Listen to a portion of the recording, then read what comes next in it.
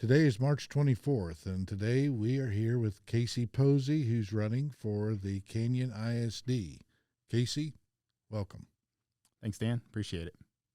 Let's tell the voters what made you decide to run and become a Board of Trustees member for the Canyon Independent School District. Well, I've been asked a number of times over the last few years to consider running. I have a heavy background in dealing with board management, been on boards all my adult life. I work in organizations and have worked in organizations that have a lot of people, a lot of billing issues and things related to finances and budgets, and which is a key part of being a trustee. But more importantly, and recently, what kind of made me decide to run is I've been sitting in the school board meetings for the last couple of years and just listening to people. I haven't commented publicly on anything, at least not from the podium, as to what I believe or what I think. But there's been a lot of, we'll call them tense meetings for the school board in Canyon. And in listening to the people on both sides, there's this chasm that's there, this void in between the parties. But the meat of what they say is we want to take care of the kids. And I'm like, well, I've got all these credentials and I meet all the criteria to be able to be really good at that.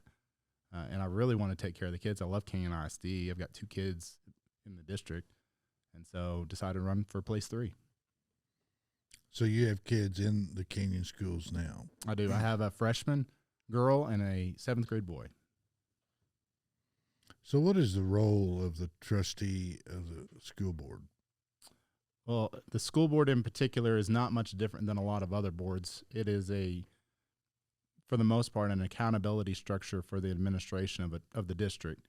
And it's charged with kind of helping set the vision with the assistance of the superintendent and the executive leaders of the district to set the vision for the district and to help execute and, support the superintendent in doing those things. But, it's a accountability at the same time with support.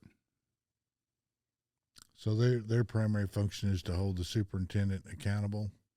That's probably their number one job, is to be an accountability measure and to push. We want the best for our kids. We want to be able to have this next generation that's coming up be great leaders, and the way you do that is you really develop them.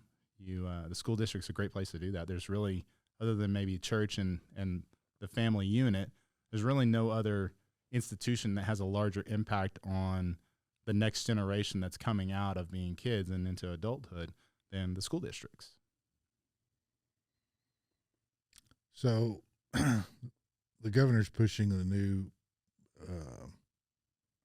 bill to allow school choice. Mm-hmm. How do you think that's going to positively or negatively affect public schools? Well, from what I understand on the bill in its current form, I don't think I'd be in favor of it.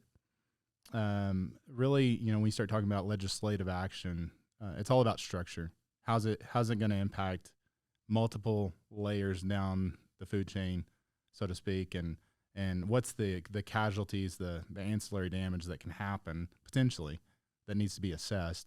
So I think there are quite a few potential amendments to the bill that are being pushed forward by a number of different legislators that might make it more functional. Because what we don't want is we don't want to push the government into private institutions, and we don't want to just give free rein to dollars to just go willy-nilly out the door. So it's kind of a matter of being fiscally responsible as the state, and then not letting the state take over everything. Yeah, that tends to be the nature of government.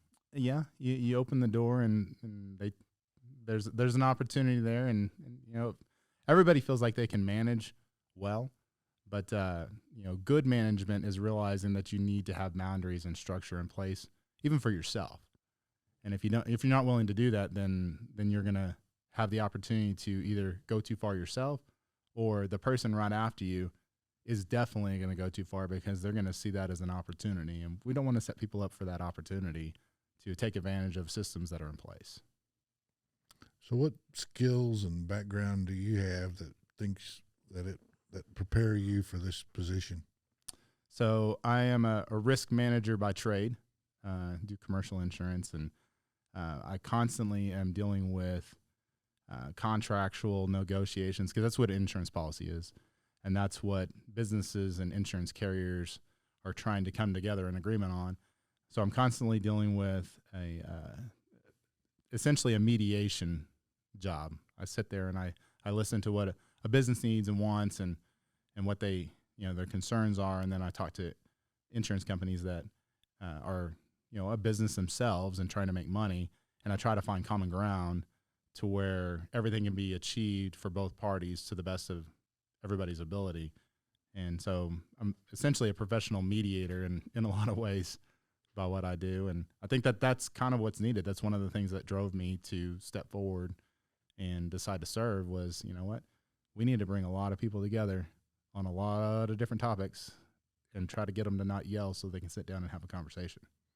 So, in the last couple of years, you've been going to the school board meetings, and what do you think the major issues are facing the school board in Canyon right now?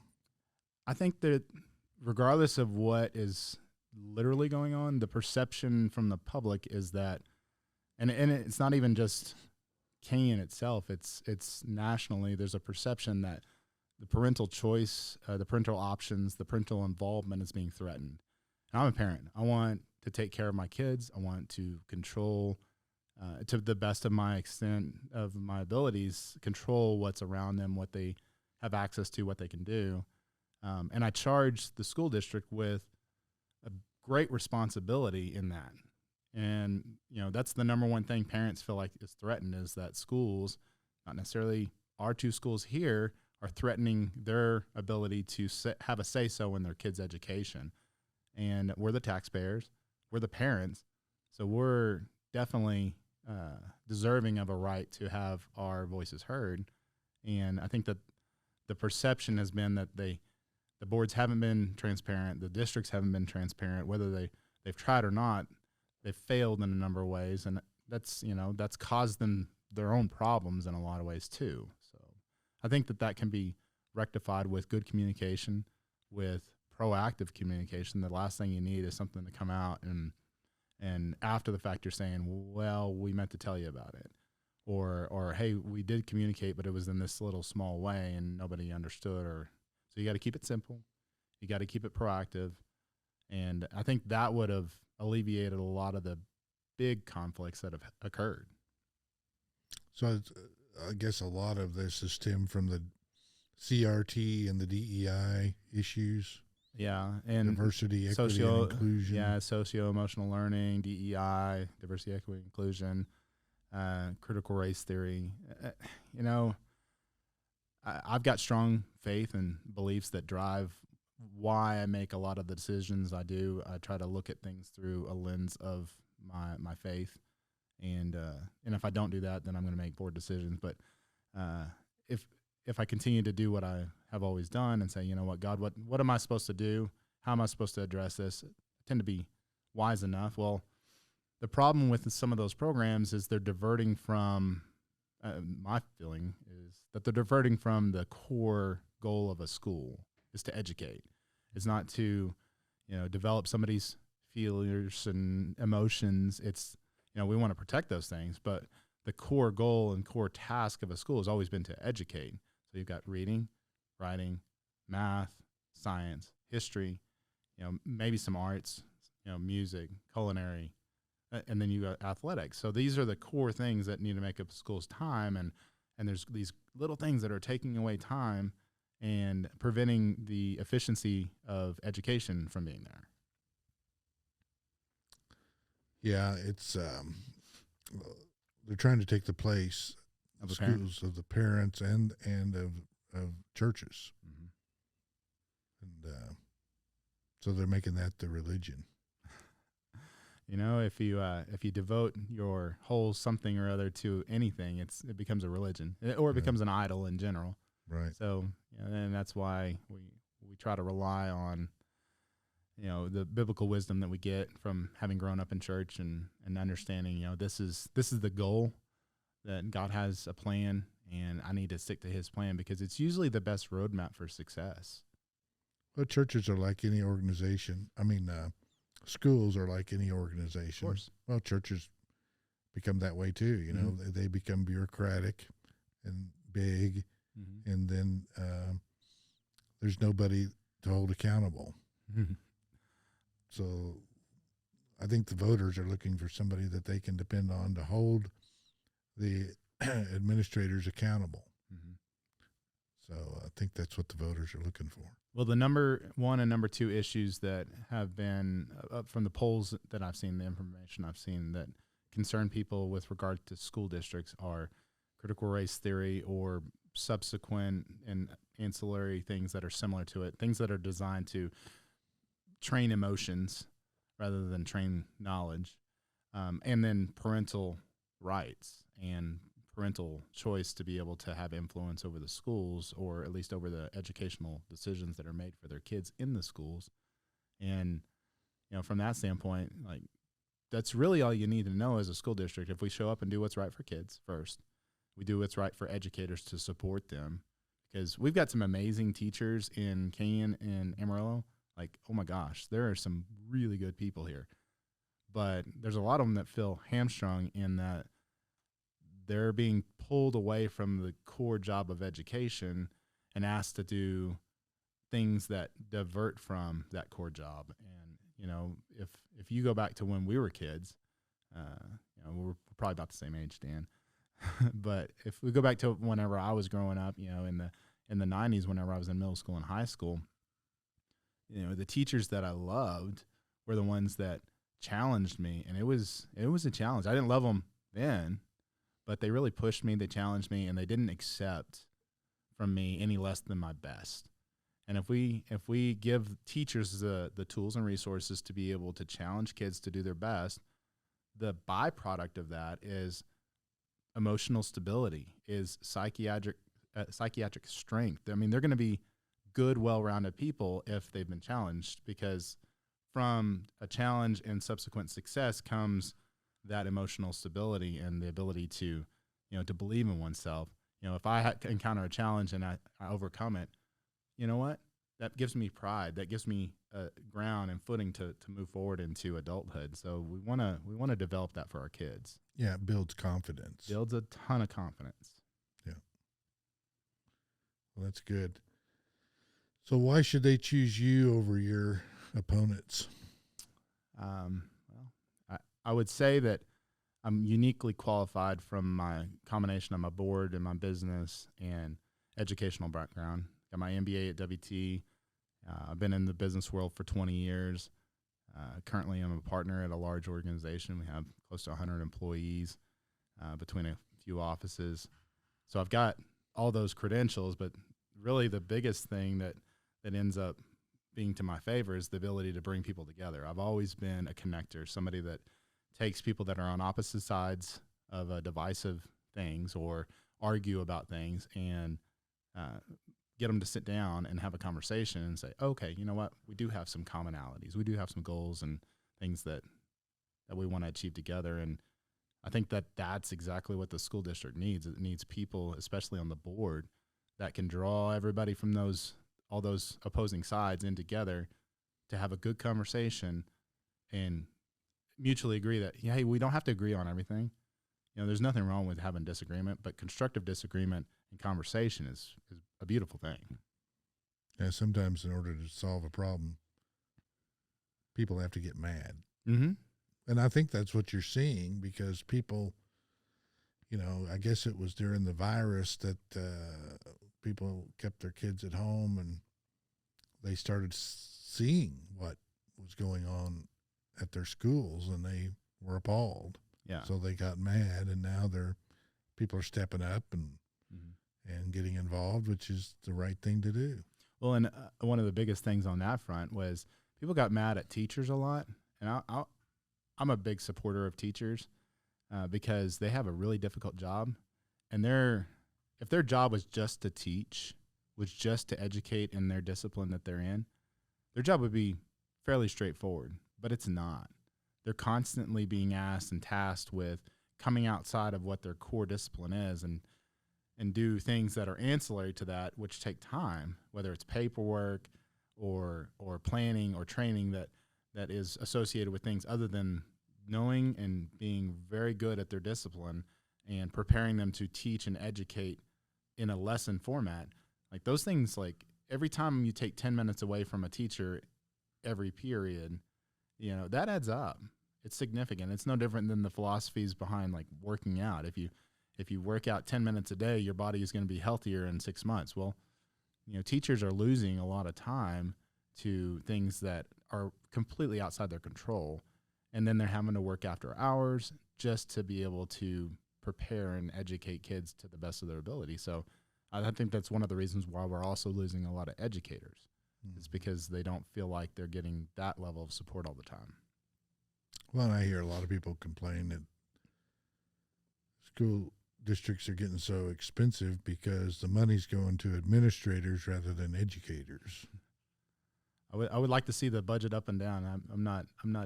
I haven't sat in those meetings and looked at the dollars and cents of it. I know that those pieces of information are available to the board, and it's good to look at and assess.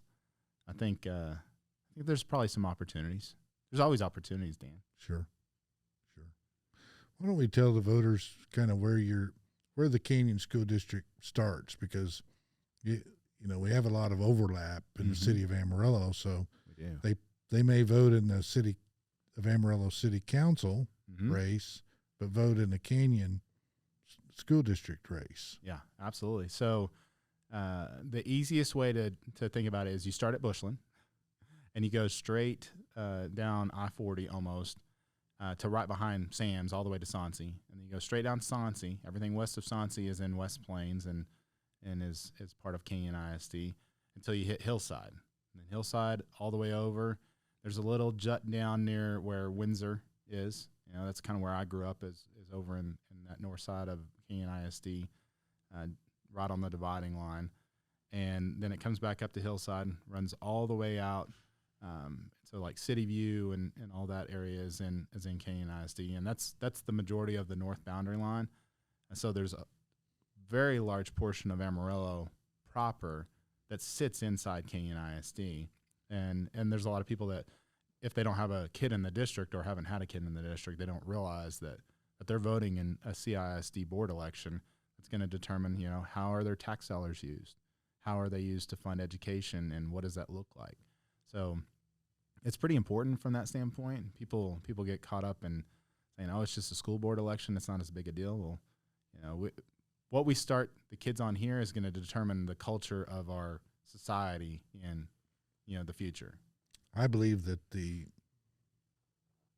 school board is probably way more important election than your president or your congressman, maybe even your county commissioners and your city council, because they're closest to the people. And what's more important than educating the future generation? Absolutely. So I think the lower on the ballot the race is, the more important that person is to your everyday life. Yeah, the more direct impact it is. To me, they've got the ballot backwards. I think from whether it's your precinct chair or your school board members, your county commissioners, those should be at the top of the ballot, because those are way more important. It's a good philosophy. I like it. Than your federal offices or even your state offices. Well, and the timeline to impact on anything that's related to that is a lot shorter on those ballots. That's right. So it's just so critical. So people, what I'm trying to do is make people understand that you have to participate. We live in a constitutional republic, not a democracy. And that means self-rule, not mob rule. Democracy's mob rule. Republic is self-rule. Yes, We choose our representatives for our school board, for our city council, for our AC board, for our county commissioners, etc. And we can communicate with them and be involved with them, propose solutions, and help them implement it as individual voters. Correct. But step one is being registered to vote. Step two is voting. Deadline to vote or to register to vote is April 6th. So it's coming up here pretty quick. And then voting April 24th is the start of early voting through May 2nd. And then May 6th is voting day. So there's a good window. There's plenty of time. People need to get registered. And you realize the impact that it has on everything. But the individual's vote is so important. Mm-hmm. And I think people are waking up and realizing how valuable that vote is, because I think they're starting to see, well, wait a minute, I didn't vote. And they see the problems that have cropped up. Uh-huh.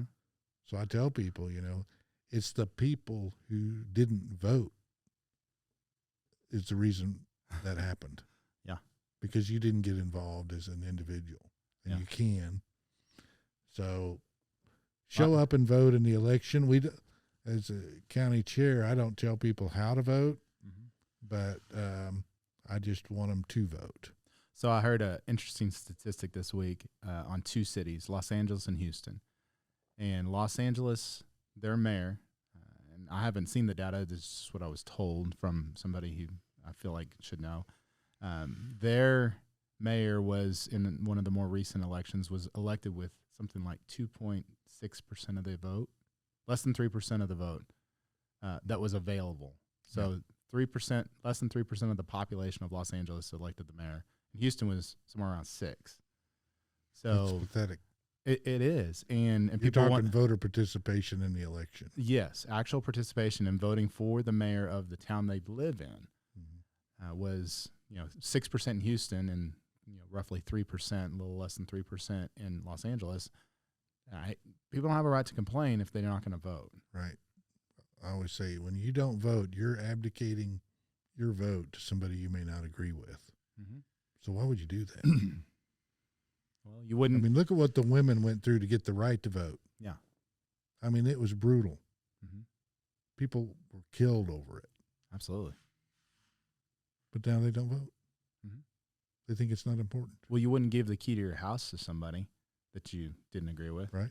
Same thing. Yeah. Same thing. But this is our house, our city, our school district. This is our home. Yeah. It's where we live. It's our kids. Yep. It's our businesses. So it's vital for people to participate in the electoral process. Yeah.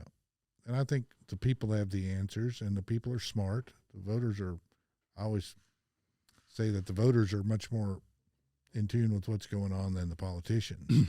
And they have the solutions. So they just need to show up. They need to show up. They'll make the right decision. Yeah. Pray about it. Register to vote. Go to Be the polls. informed. And go to the polls. Yeah. Yeah. Those are the things that'll make for a good society, period. That's it. It's not hard. It sounds really simple when we put it that way, doesn't it? That's why I just try to inform the voters and let people know what's going on and let them make the decision and remind them to vote. And the rest is up to them. Yeah. So to me, it's not rocket science. Is there anything else you'd like to tell the voters before we? Well, we talked about be sure and get out and vote, get and register and get out and vote. And that's one of the biggest things I've been talking to people about. I think that we've got a good slate of possibilities for Canyon ISD. And how many slots are open there?